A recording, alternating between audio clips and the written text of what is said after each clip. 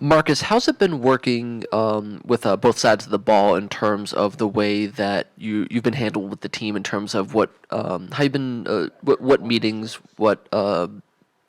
as a receiver, as a defensive back, how you've been sort of splitting time among the phases of the game?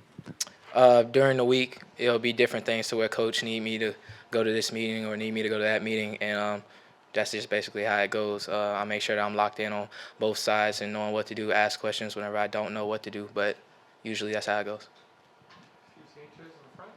Marcus, you was pretty involved in the defensive side, active, led the team in tackles. A lot of throwing from Burrow. Just talk about the day out there today for you.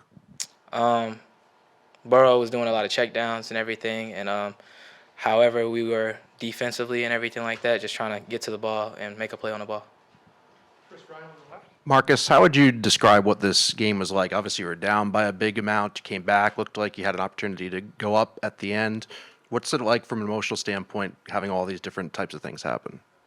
Coach always talks about, it's never over until, it's the last buzzer, basically.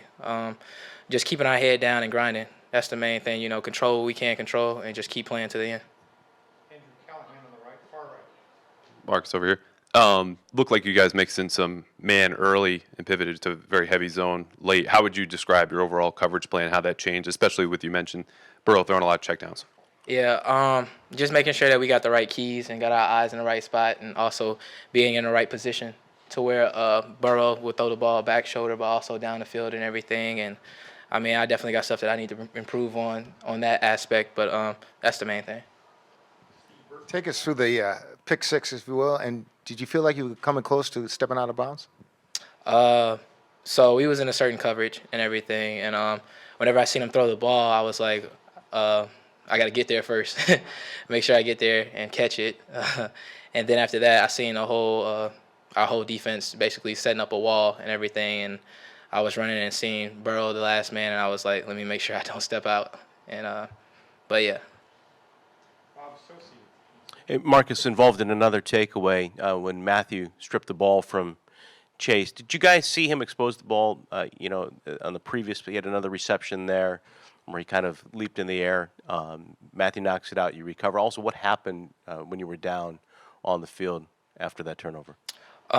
We know that those guys, those receivers, their ball security isn't as good as the typical team and everything.